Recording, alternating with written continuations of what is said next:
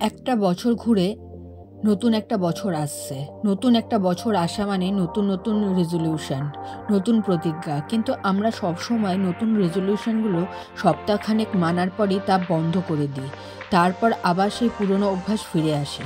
আমরা একটা জায়গায় সবসময় ভুল করি, যার জন্য আমাদের রেজলিউশন মাঝপথে বন্ধ করে দিতে হয়। আমরা আমাদের পুরনো অভ্যাস একবারে বন্ধ করে সব নতুন অভ্যাস শুরু করতে চাই, সেখানেই আমাদের সমস্যা হয়।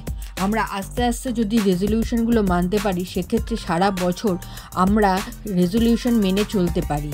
কী ভালো অভ্যাস আমরা সহজেই নিজেদের মধ্যে আনতে পারি তার একটা তালিকা রইল।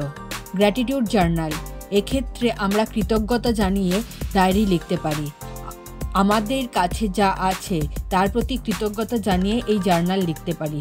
গ্র্যাটিটিউড জার্নালের সবথেকে ভালো গুণ হলো এটা আমাদের মনের অবসাদ দূর করতে সাহায্য করে। তার সঙ্গে পরের দিনের রুটিনও আগের রাতে লিখে রাখতে পারি। এতে আমাদের দিনটা অনেক নিয়মাবর্তিতার মধ্যে চলে।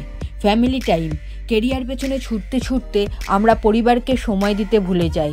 পরে আমরা সময় পাই না, আফসোস করতে থাকি।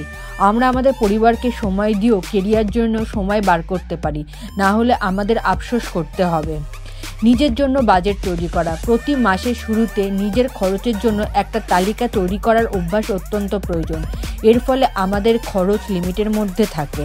মাঝে মাঝেই আবেগে আমাদের খরচ অনেকটা বেড়ে যায়, যার প্রভাব আমাদের সঞ্চয়ের ওপর পড়ে।